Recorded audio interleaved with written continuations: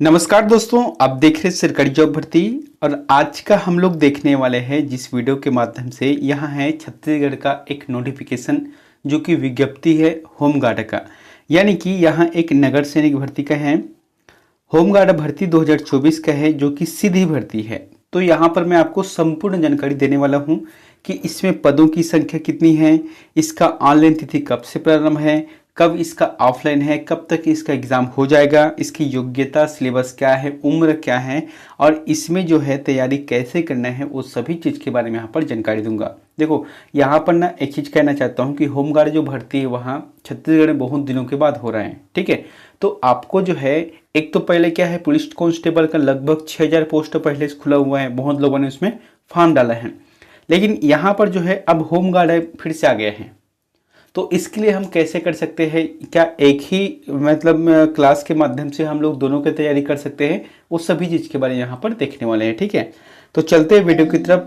अगर आप चैनल पर नए हो तो चैनल को सब्सक्राइब कर देना और बेल आइकन को जरूर दबा देना। ठीक है, चलते हैं वीडियो की तरफ। देखो, मैंने यहाँ पर लिखा क्या है, कुल पद में है पुरुषों की संख्या है 500 है और महिलाओं के लिए अलग से है जो कि 1715 है।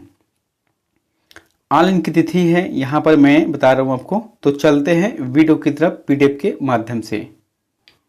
तो आप यहाँ पर देख सकते हो क्या लिखा हुआ है। सबसे ऊपर हेडिंग में नगर सेना अग्निशमन आपातकालीन सेवाएं जैसे कि एसडीआरएफ मुख्यालय छत्तीसगढ़ सेक्टर 19 अटल नगर नवा रायपुर। ये जो है जो नगर सेना विभाग है उसकी तरफ से निकला है। जैसे कि हमारे छत्तीसगढ़ में होता क्या है, व्यापम के माध्यम से होते हैं, तो आपको ये चीज़ ना व्यापम के साइड में नहीं दिखने का। भर्ती विज्ञापन है जो कि 1/7/2024 को जारी किया गया है। यहाँ पर आप पढ़ लेना क्या क्या लिखा हुआ है इस चीज़ को। सबसे पहले देख लेते हुए कि छत्तीसगढ़ नगर सेना की वेबसाइट जो कि HTTPS यानी कि यहाँ पर जो दिया हुआ है लिंक है, इस पर आपको जाना है और 10/7/2024 यानी कि 10 जुलाई 2024 से इसका फॉर्म को डालना है। ठीक है, अब देख लेते हैं यहाँ पर जो महत्वपूर्ण जानकारी है उस चीज़ को। दोस्तों, जो इम्पोर्टेंट है मैं उसी को बता रहा हूँ, एक्स्ट्रा यहाँ पर जानकारी नहीं दे रहा हूँ, है ना। सर्वप्रथम यहाँ पर जो इम्पोर्टेंट क्या है, ऑनलाइन आवेदन भरने की जो प्रारंभिक तिथि है ये जो है 10 जुलाई 2024 से है और ऑनलाइन आवेदन भरने की जो अंतिम तिथि है वहाँ 10 अगस्त 2024 की स्थिति तक है। यानी कि आपको पूरी तरह से 1 महीना का समय दिया गया है।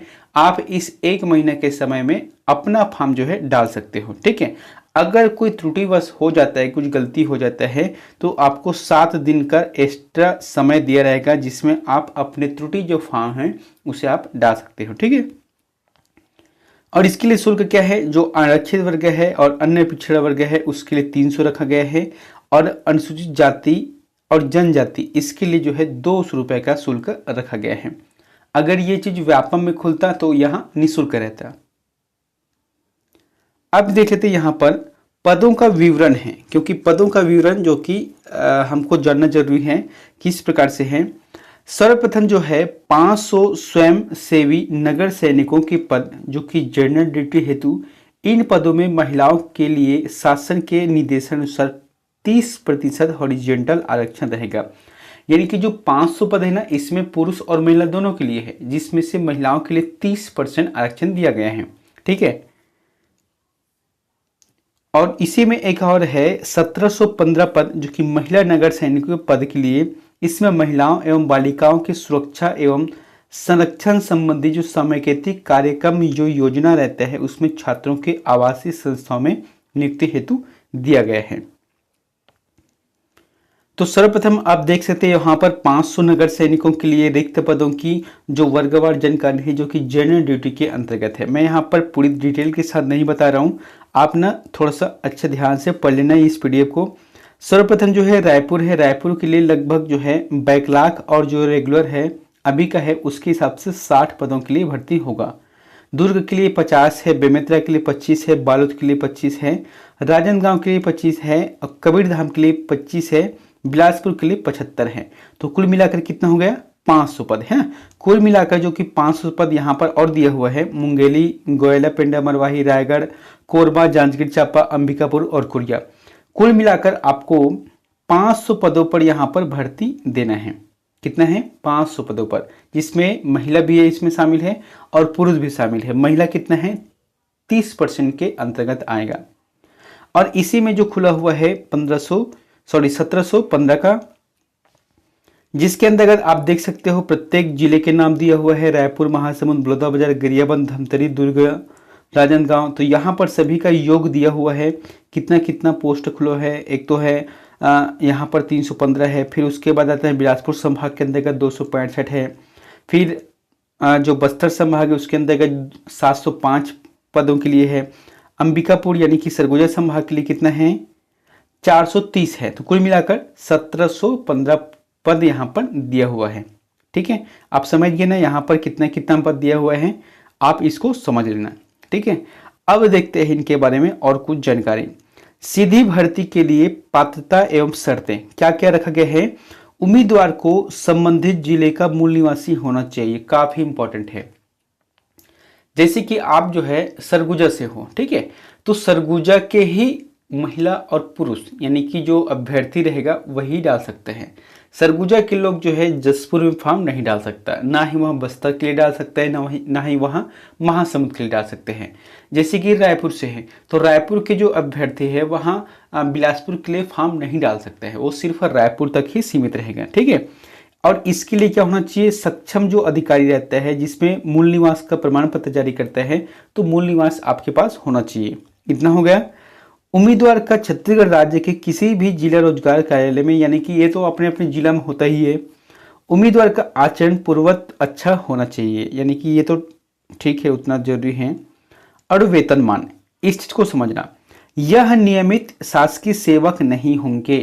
क्या बोले गए हैं, नियमित शासकीय सेवक नहीं होंगे, लेकिन आप निश्चिंत रहो, अगर आपका ज्वाइनिंग एक बार हो गया तो फिर ये जो है आपके जो उम्र रहते हैं 60 साल या 62 साल, उतने समय तक यहाँ चलता रहेगा। बस इसमें कुछ फैसिलिटी जो है वहाँ नहीं मिलते हैं।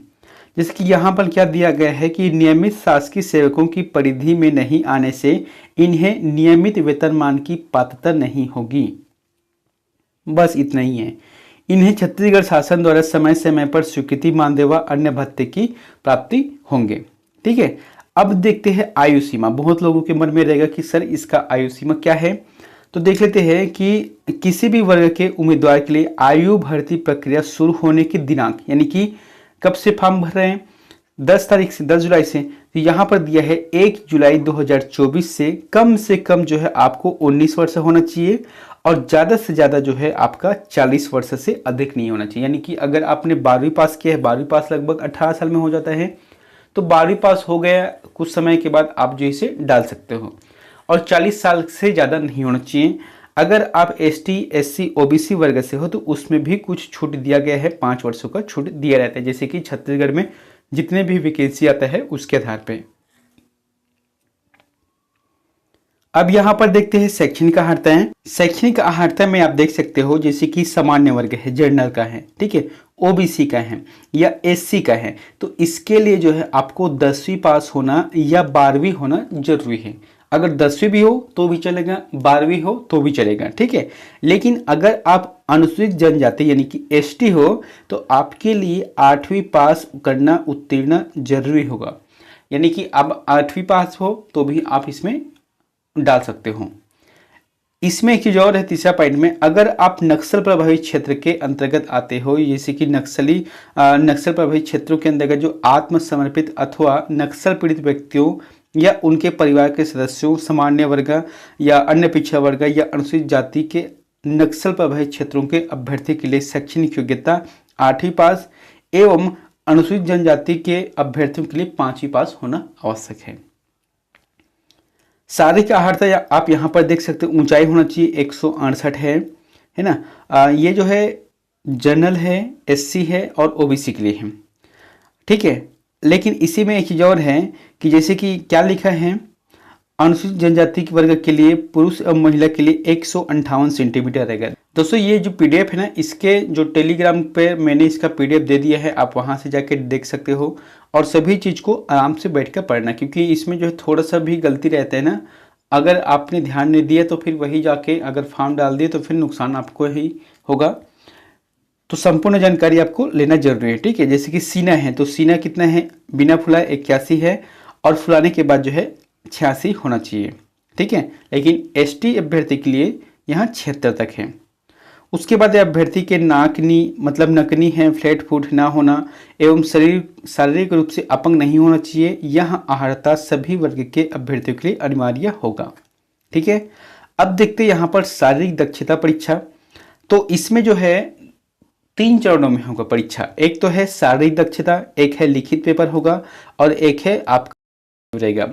तो शारीरिक दक्षता जो परीक्षा है वहाँ 100 अंकों के लिए रहेगा, जिसमें से पुरुषों के लिए 100 मीटर की दौड़ है, 800 मीटर की दौड़ है, लंबी कूद है, ऊंची कूद है। महिलाओं के लिए 800 मीटर का दौड़ है, लंबी कूद है और ऊंची कूद है, ठीक है। और यहाँ पर एक चीज देखना, यहाँ पर क्या लिखा हुआ है। मान लो जो आप जो है जनरल वर्ग से हो, है ना, तो आपके लिए जो है मतलब 100 अंकों में 50% लाना अनिवार्य है, ठीक है। अगर आप एसटी, एससी और ओबीसी से हो तो आपको 40% लाना अनिवार्य है। जैसे कि आप शारीरिक दक्षता परीक्षा दिला रहे हो, उसमें से अगर आपने 100 में से जो 100 अंक है उसमें से आपने अगर 40 से कम लाया है, 39 लाया है, तो आपको जो है मतलब हम कह सकते हैं चयन के जो लिस्ट है उसमें आपका नाम नहीं रहेगा, यानी कि आपको हटा दिया जाएगा।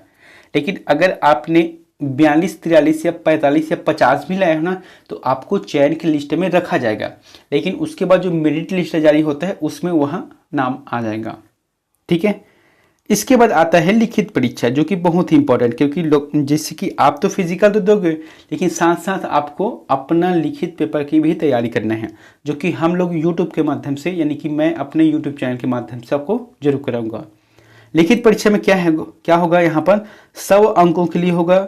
इसमें 2 घंटे का समय रहेगा, जिसके अंतर्गत सामान्य ज्ञान है। अब सामान्य ज्ञान में छत्तीसगढ़ का भी रहेगा सामान्य ज्ञान और भारत का, जैसे कि इतिहास है, भूगोल है, राजनीतिक विज्ञान है, अर्थशास्त्र है, करंट अफेयर है, ये हो गया।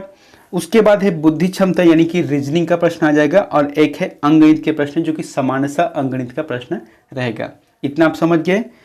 इसमें से जो है आपको जो अनक्षित वर्ग के है उसमें 50% लाना, यानी कि जो जनरल कैटेगरी के है 100 में से 50 अंक लाना है, तभी जाके आपका जो है सिलेक्शन किया जाएगा।